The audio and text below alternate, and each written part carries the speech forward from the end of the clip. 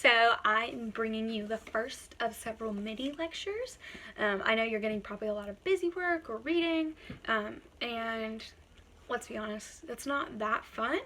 And so I think you'd much rather want to watch a video and have a short activity than trying to read all the material and figure it out yourself. I also will be posting the PowerPoints that are created from the textbook. So if you miss anything that I'm talking about, it's going to be the same kind of content. I don't think I've used a PowerPoint in your class, but if I have, that's what it looks like. But you guys know I don't go anywhere without my sorry, I have hiccups. My markers and my a whiteboard. So I'm going to be holding stuff up and kind of writing it out for you as we go along. So our first thing that we'll be covering is chapter 3, which is perception of self and others. So the first section we're going to go over is self-concept, self-awareness, and self-esteem. And I have all my notes and stuff here, so just don't mind me if I'm looking down. I don't have this all memorized. We're just going with it. So the first term that I want you guys to think about is self-concept. So this is your image of who you are. So who you think you are, basically how you view yourself. So self-concept is made up of 4 different things. So the first, and what I think is probably the most important, is your self-evaluation. So how you see yourself. So self-evaluation is the first piece of self-concept. So this is basically means, how do you see yourself? Do you see yourself as someone who's reliable? Do you see yourself as a good friend? What things do you think you're good at? What things do you think you're bad at? How do you think about yourself and your abilities? So, for example, my self-evaluation of myself is I think that I'm a decent public speaker. I think I'm a great writer. I know online classes are not my favorite thing. And, let's see. And I know that I have a tendency to interrupt people. So that's 4 kind of examples of how I would evaluate myself. So the next one is others' images of you. So this is how you think other people see you. So for example, if Connor were to tell Thomas, hey Thomas, you're really good at this. Maybe Thomas didn't think that he was good at that, but because Connor told him that, he now thinks maybe a little bit better himself about whatever skill he was talking about. So a lot of what we are shaped by is how others respond to us. So, for example, if someone says, oh, you're a bad friend, or you did this wrong, then you might start to believe those things even if they're not true, because other people view you that way. The third is comparison with others. So comparison with others, again, you're comparing yourself to how you see with other people. An example of this is, so I went to a ACT prep high school, college prep high school, and we had in our lunchroom on the wall, everyone who had above a 28 on the ACT, their names were numbered by who had the highest score. So everyone in the school knew what your score was. So that often led to, oh, you have a 31? Well, I have a 32, which I'll say, I had a 31. I wish I had a 32. But it was kind of a way for students to compare themselves to others. So I think it was trying to be motivational, but for some people who may be test taking, I think that was kind of demeaning. So it can go either way with your comparison with others. And then the last one is cultural teachings. Cultural teachings. So the way to explain cultural teachings is, a lot of times the easiest way to think about this is gender roles. So if I come from a household that tells me that I am going to be a homemaker and that I'm going to stay home and that I need to be good at things that are domestic, if that is the cultural value that is instilled in me, then that's going to shape my self-concept, whether I go along with that or whether I go against it. So remember, for your self-concept, it starts with self-evaluation, comparison with others, cultural teachings, and other images of you. Others images of you. Sorry, left out a letter. Okay, so we're going to move on to the next thing, we're going to talk a little bit about others images of you. So the term that I want you guys to write down for this one is you're looking glass self. So I will give bonus points to whoever figures out first where the looking glass self comes from. So, extra credit opportunity. So, looking glass self is basically the concept that you look at the image of yourself that others reveal to you by how they communicate with you. So, our perception of ourselves is shaped by others, and that's because we're viewing our looking glass self. We're seeing ourselves how others see us. So that's looking glass self. So again, with the comparison with others, basically we shape that with our peers. How you communicate in class, how involved you are with group projects, if you're late. Those all shape how your peers view you. So that goes into the self-concept that you have. And then we're going to next talk about self-awareness. Self-awareness. I'm going to be Dora for a minute. Does anyone know what self-awareness is? While I'm writing it down. I'll let you think about it for a second. So self-awareness is your knowledge of who you are. So this is when you know your traits. Maybe you're a good public speaker. Maybe you like to eat cheese. These are part of your self-awareness. Think traits about you. I know I have brown hair. I know that my hair is naturally curly. Those are traits about me. The next is strengths and limitations or weaknesses. So I know that I'm good at, let's see. I am good at singing.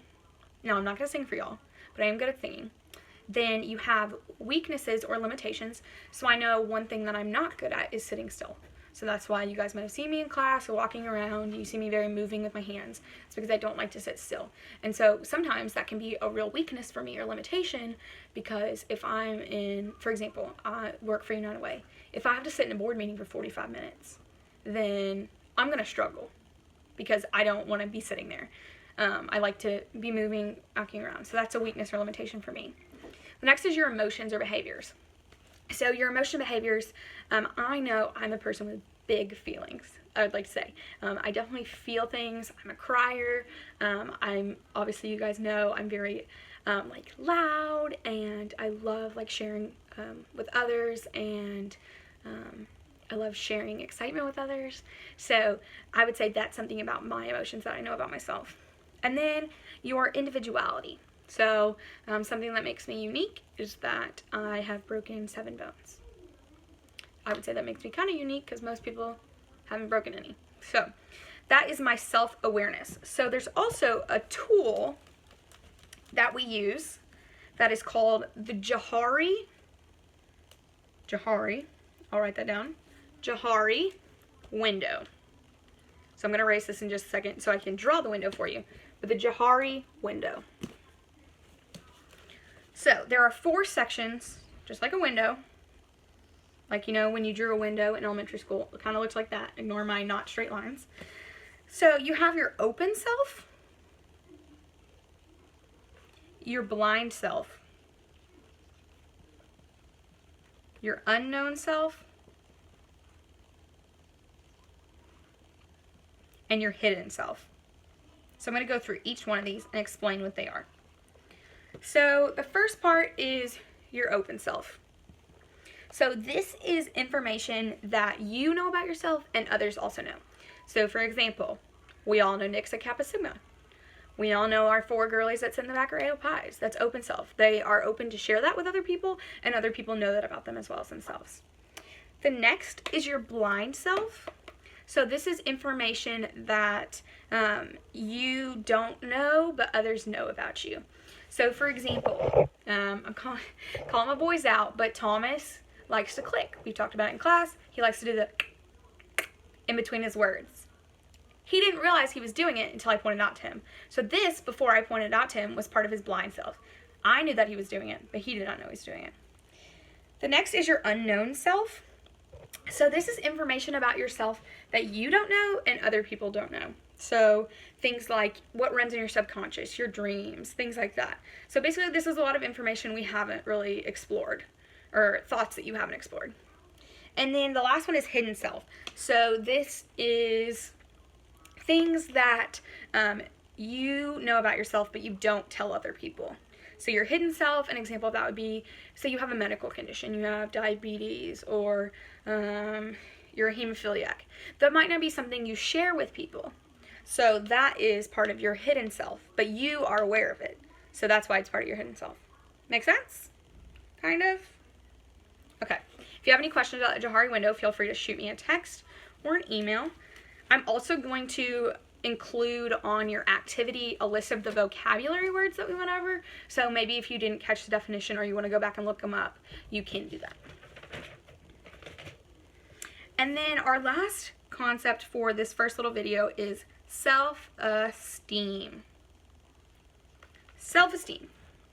I think we pretty much know what self-esteem is, but I'm going to give you a definition. So this is how valuable you think you are.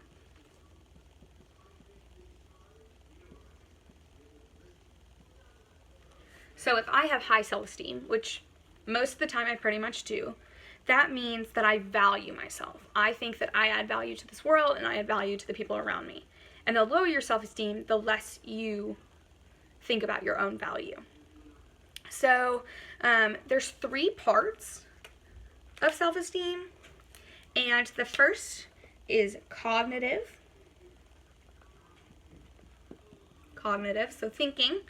So this is thinking about your strengths and weaknesses, about who you are versus who you like to be. This is the thinking. Cognitive is the thinking part. The second is affective. I just spelled cognitive wrong. Hold on. The second is affective. So affective. So this is how you see, you analyze yourself. So what are my strengths and weaknesses? What do I feel pleased about myself? Basically, it's the analytical piece. So in the cognitive piece, you're thinking about it, and then in the affective piece, you're thinking you're kind of putting that thought into action and evaluating it. And then the last one is behavioral.